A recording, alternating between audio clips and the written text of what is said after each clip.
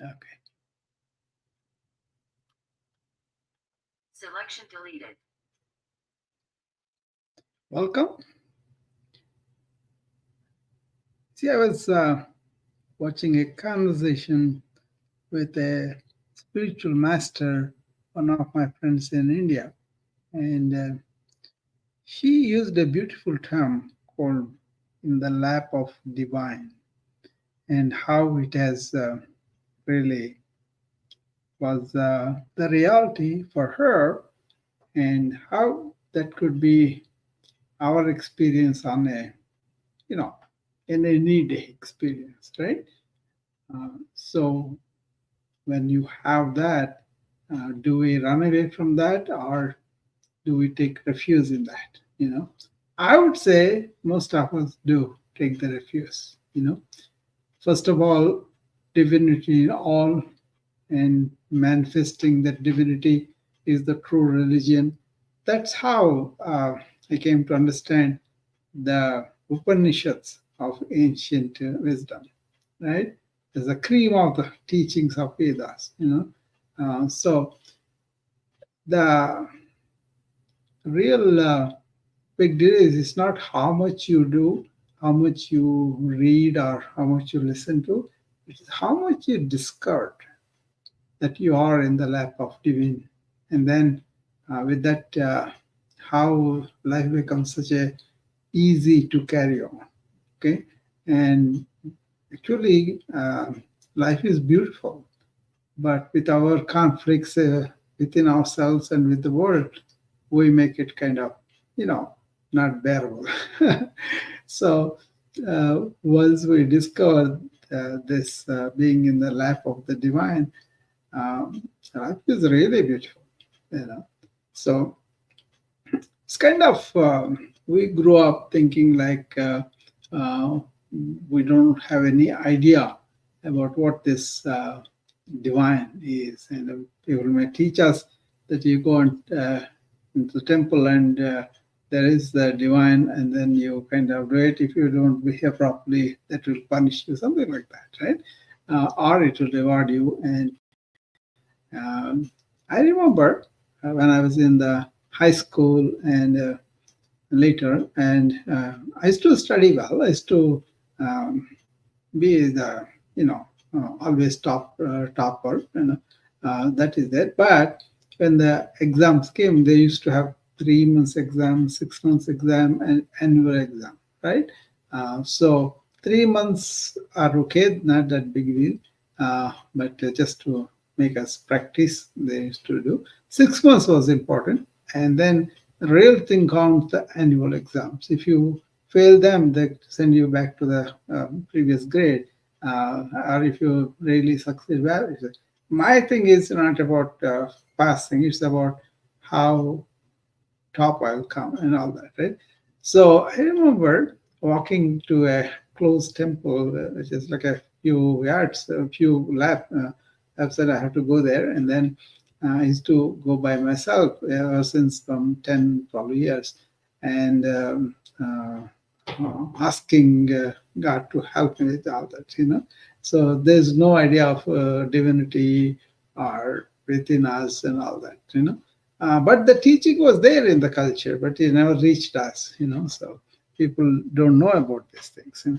So uh, I remember going there, and they used to have these two stairs, right? One in the ground floor is the deity, and the deity was like a Sai Baba. He is like a man, really realized himself and began to be considered as God. Even to this day, a lot of people do that. But he's a really realized person.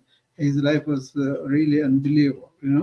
Uh, but I used to go to that and then really believe that he was God incarnate, And then what really remains in my mind is I used to go to the take the stairs and go to the second floor, and in the second floor they have a long corridor, and usually nobody is there. But whoever wants to meditate, they can come there, and the tranquility of the place really gets you. So there's there's a deity's photo, or I don't remember, it was a sculpture that was there long at the end of the corridor. There's not much of furniture or much of anything, but the corridor was inviting you. And I remember sitting there for a while and then cleansing the mind.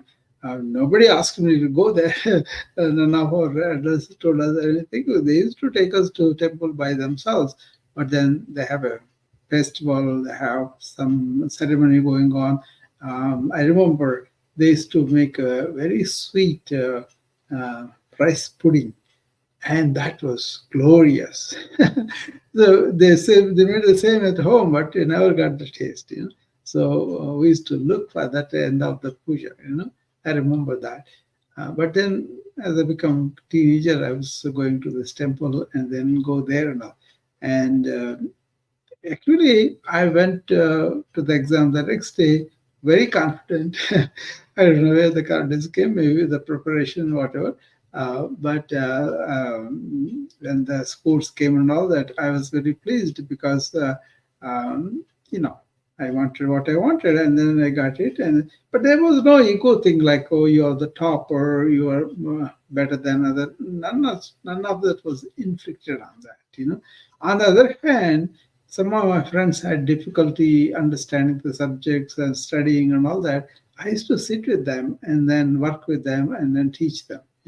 I think we used to have this small blackboard like in my ground floor of my house, and we used to go there and draw diagrams and tell them everything. That's how I understood teaching really helps us to understand better. But it was just like some kind of love and affection for my friends that I want them to not to fail the exams and all that. So I used to do that. But until now, I remember very well going to this temple and offering my prayers for getting it. But later on, I stopped doing that because it is our own wish producing, but it's not really anything that we should do without working ourselves and all. So I continued, I did well on the medical school and came out and all that. So, but then it took a turn.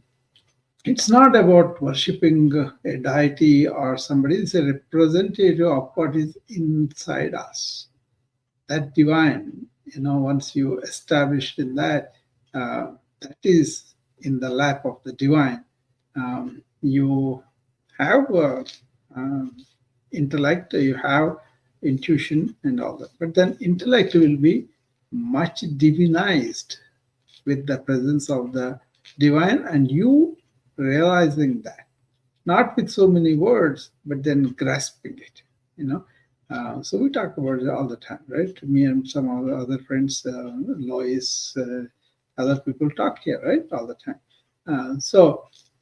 But we talk about a vast, shapeless, nameless entity that we call in ancient India Brahman, and in China they call it Tao, right? That's really doesn't do anything by itself, but it makes things come to us in divine form or in teachers, in friends, whatever, right? When you identify that is coming to you, but then what you do is you work on your inner self, inner purity, inner unselfishness, inner transcending the ego, and inner not having any division, no racist feelings or anything like that. Once you have really understood and then looked at these things as something not divine, they're already submerged, and then you come out of them. Like an ego, for example, right? Me and mine, you kind of give it to the God, and thereby you are established in that. You see? I was listening to this lady. She went to the river Ganges, right? And she was very well lived person. She had a lot of money and all that. But when she came there, she left all that money and came there, and then she was really with an penny. and she wanted to buy a place so that she can establish this, abode where they can do all this spiritual work. They call them seva, service to people, feed people, and do everything. Not for any money, just like that. But she didn't have the minimum money that is needed for that, because she left all that life there and came to this northern city, and then she was staying there.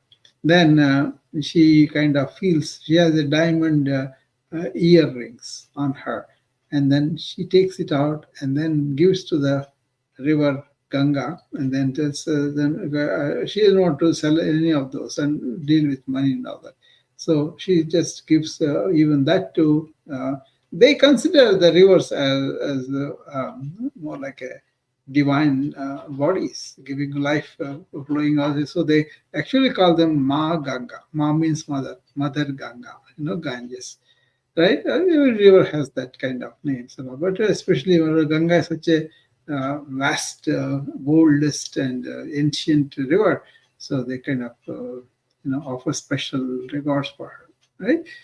So she gives off even the last things that are on her body. She was not even aware of that they were there, but then she found them, she gives them away.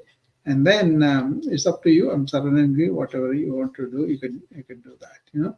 And then things work out. And one person who was also a spiritual person, he writes up a big building for this lady. They don't know that much either, but he knows her work, unselfish work that she was doing. And then things work out just for that house. She establishes her ashram in there, and then continues to serve other people with a lot of teaching, lot of seva, service, and really helping them to see the truth and all that. So that frame, that's what they said, in the lap of the divine, really appealed to me.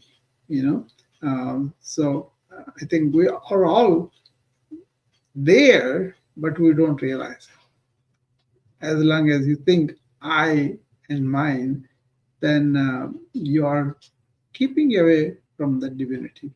But the once you understand and you feel and taste the divine, you are really feel it. You're secure. You feel the comfort like you're in the lap of your mom and you're very young. How secure that lap was, how protected, how loud, how but in a way, without being over religious or anything, you have that surrounding protection that comes on to you. It's not something extraordinary, but it is something about what you made of your inner self, interior. In yoga, there's a term called antahkarana. Antah means inside. Karana means the things that you need to do to purify it and to focus it, right? And those antahkaranas we can do. That's where our role is. But if you are led by the conditioning that only the the outward material comforts and all of that are there, and then you never stop to look at yourself inside. You have no knowledge about your real self. You have only desires and thoughts and emotions, but not really this entity like, right? So it's hard to describe, but you can grasp it with your own intuition. And if you are not intuitive, then look at why I'm not intuitive. What's going on? Why I'm so clamored about things that may be not permanent, they're temporary, and I go on going after them, spend all my energy, time, and understanding everything only towards that, as though those experiences, those accumulations are everything, right? So I just was watching that is almost done. Then I thought, oh, this is a very nice way of how we can feel once you surrender, and how you can feel that you are in the lap of the God himself or herself, and then you are the child of the God, and then you can feel that you are in the lap of that when you clean your inner self, antakarana, right? And there's a lot of talk about this in yoga also. Yoga is not about just the physical. You can keep the physical body healthy, mind focused, and all that. But really having this uh, inner antakarna really diminishes uh, the need for sculpting the body or the need to identifying it and then getting depressed when they go away. Obviously, they show you a panoramic movie from when you're a child to now. Obviously, there's a body change, there is a weight change, there is a energy change. So many things happen because it is an inert substance, basically, But that is brought into life by your inner life force, So settling in that, that is what is being in the lap of the divine. Okay, make sense? Or you know, mm, anybody can come and then participate in this intuitive feeling I had. So I thought I will talk to you guys.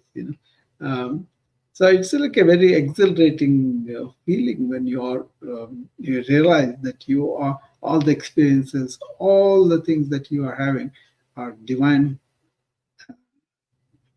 designed, created, and given to you. And whatever you do is as a middleman, right? Through you as a medium, like for example, through you that is being done.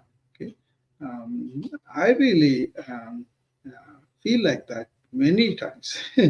You see, I never wanted to come out of India. I was going to stay there. I was going to open a big nursing home. They call the nursing home the small hospital there, right? And then it's not like nursing home here. In that they do surgery, they do acute ICU and all that. And in our town, there were many doctors who did that, and I was going to do the same thing too. Serve the people there and all. And suddenly things happened out of my control, and suddenly I got opportunity here, and I had to come here. But I never regretted that because after I came here, the perspective has changed from belonging to India to belonging to the world. So then I understood what the yoga was saying, Vasudhaiva Kutumbakam. That means this is the abode of the divine, and this only life on this earth is because of the divine nature, and we must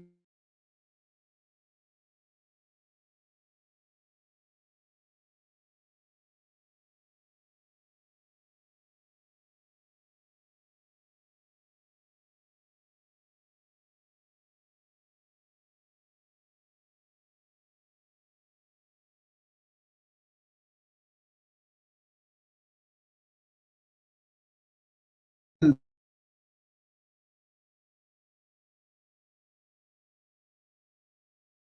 into being more like a world citizen.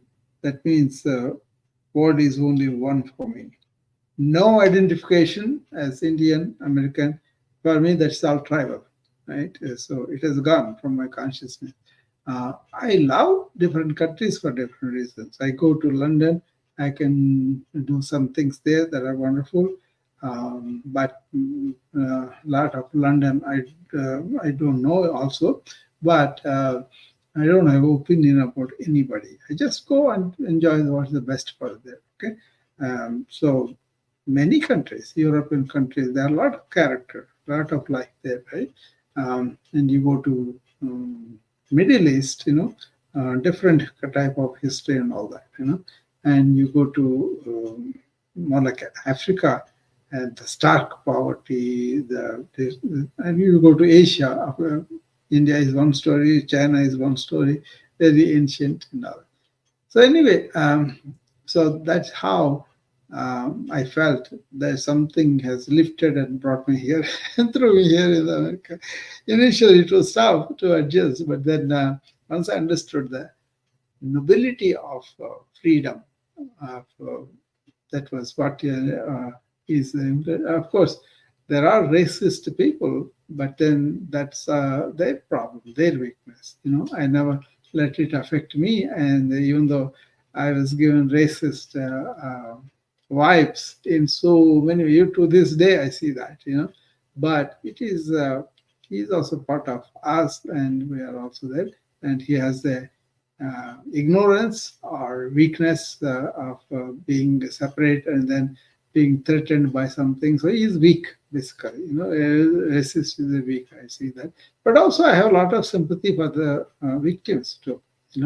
But all in all, life is beautiful. This kind of conflict within us makes it ugly.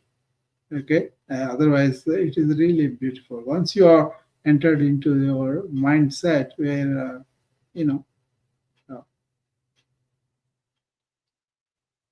okay, so some notification came across. I was paying attention to that. So what do you think? um, do you feel that at sometimes, or anybody has any comments or questions, or am I just rambling for myself? Let me know. What do you feel?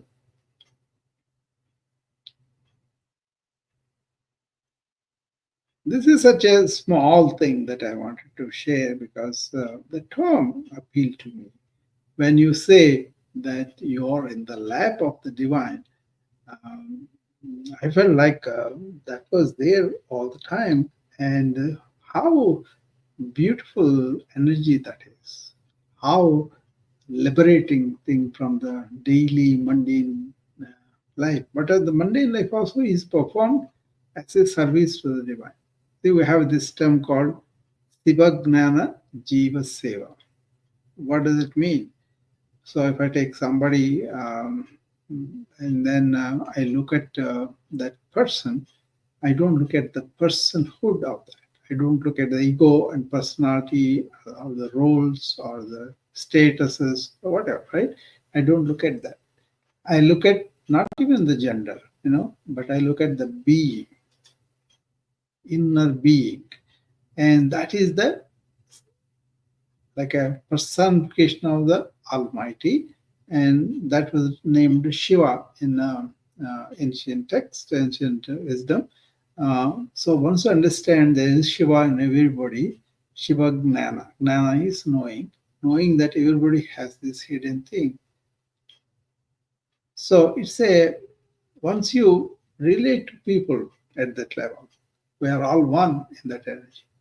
That spark, that life spark, gives to all of us the manifestation of body and mind. That's the understanding of the highest of the Upanishads there. And once you understand you are that awareness, without that awareness, there is no life, then you settle down there. Okay. So when I look at people, also patients or friends or colleagues or you guys, anybody, that's where I kind of look at it. Even if the other things come in, they let them go easily. Nowadays, it doesn't even come, that separation or conflict or anything, right? Then Seva Gnana Jiva Seva. Jiva means uh, all life, basically, basically men and women and plants and animals and all of that. That's a life manifestation. So whenever you look at anything, you identify that Siva Gnana, that knowledge of the divine is everywhere there. And then you see that, and then you do Seva. Seva is service.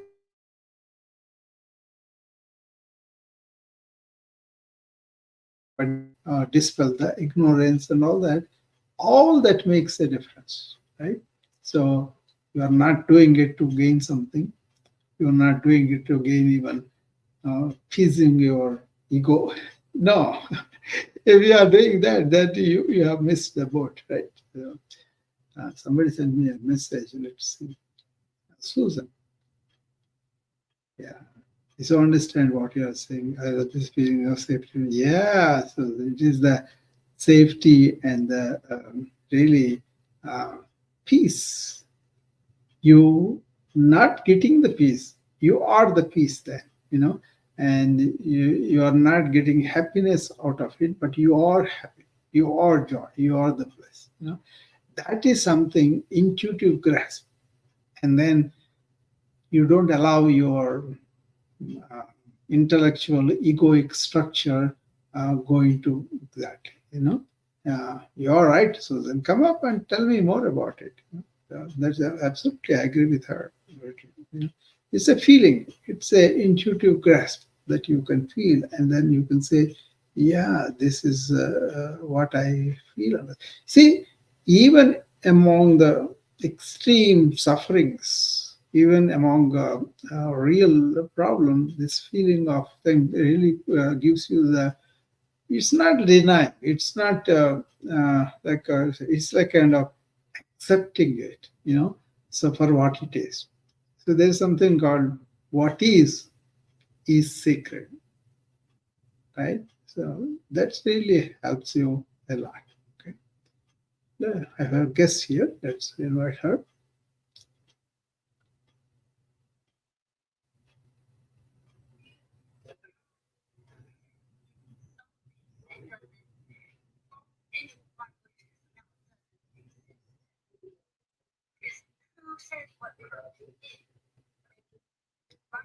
Your opinion and Michael's opinion and Lois's opinion and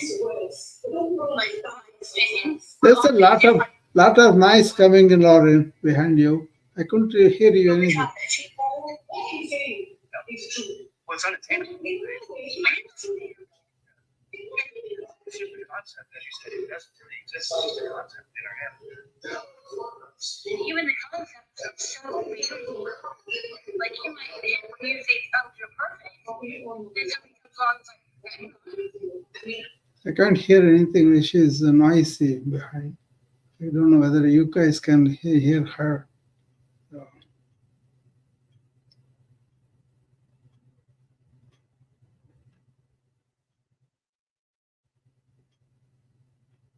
yeah. Susan is coming up. That's good. Hello, Susan. Hi, good evening. How are you? I am good. How are you? I'm good. And this is my last interaction for the evening, but I just wanted to say the feeling of peace Yeah. and serenity and acceptance of everything is absolutely amazing. Yeah. And it's described unless you know it. Yeah, that's really true. Once you know it, nobody need to tell you. You feel it, and then that's very um, gives you that comfort, like you're in the lap of your own mom. Yes. Yeah. I don't know how to explain to anyone else, though, how to get there. All I know Yeah. is I got there through trial and error, Yeah. and maybe you can help with that. Yeah, I kind of look at this in a way of finding the truth in the matter, not my belief or not my saying or knowledge or anything like that.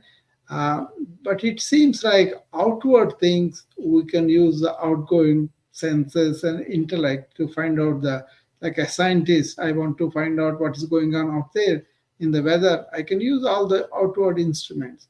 But when it is subjective experience and how other person feels, I cannot dictate to them. I can only tell them feel it and realize it.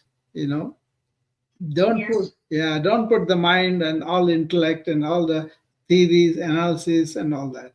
So I kind of think that we are using the wrong instrument. When you go inward, use your intuition, your feel of the whole thing. Your instinct is Yes. what you should rely on more than anything else. I'm trying to install this in my daughter, Yeah. Who is just starting to grasp it. Yeah, they have to grasp it by themselves. It's not like a Yes. clever or intellectual argument. It's more like as a human being, your love, your sympathy, your kindness, your relationship, everything is inner job. It's not something you can talk it out. If you are not loving with somebody or empathetic to somebody, they can feel it. Yep. You can't teach it. Yeah, it's kind of, we have that as a human beings, and I think we kind of lose that with too much of intellect sometimes. Absolutely. Yeah. Absolutely. The more moment the intellect comes, is like who is high, who is low, who is clever, who is not clever, who, yeah, all those things come. Yeah, we are, yeah, we're essentially the same in that inner being. Yoga has addressed this. That is called, they call it antahkarana, subjective first-hand experience. Now we call it in neuroscience qualia. you know, and you go there to the sea, for example, Susan, and you feel the wind, and you have this exhilarating feeling of feeling. There I am. Yeah, See my picture. yeah. That's what I'm saying. You feel that, you experience that. Nobody need to explain that to you. Yeah. Well, thank you so much, Dr. Yeah. I love talking to you. This is my first time with Yeah. you, but I will be back. Okay. Thank you, Susan. Yeah. Thank you. I agree with you totally. Yeah. Bye-bye. Bye-bye. So it's a question of bringing our intuition into shape, and then it will be much better. Oh, yeah. My friend Lois, she knows this. I talked to Lois so many times on that. Hi, Lois. Hey, Dr. Rob, how are you doing? I am doing great. How are you? I'm sure you're doing great.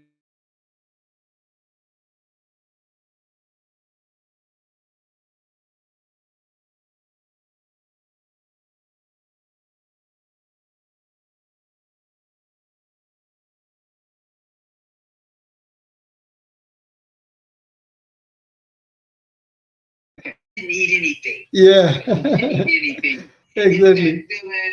It's that feeling of all is well. It's like Yeah. I can only imagine this Yeah. because I didn't get it. It's like the mother's hug. Yes. I didn't get many mama's hugs when I was a kid because Mm. that was showing weakness, or they Yeah. had a different belief system, but Yeah. it doesn't matter. But it's that Yeah. warm hug Yeah. of seeing a friend Yeah. for years, and then you come together, and then it's just like Yeah. it's like you've never been apart. Yes. You know. Exactly. And for me, it's like when I allow my divine spark, that spirit inside of me, just to become a flame Yeah. and just engulf my entire being, Yeah. just burn away all that, Yeah. the stuff that's not, all those limited beliefs and all those things that are not like me, and I'm able to see me clearly. Yeah. The quote unquote good, the bad, and I get this placid eyesight. Yeah. And then I'm able to have a placid attitude about everything around me because Mhm. I can see it clearly and purposeful as it is that Yeah. things are happening for me, Yeah. so that I can become what I desire, or so I can have the things that I desire. Yeah. Some stuff had to be moved.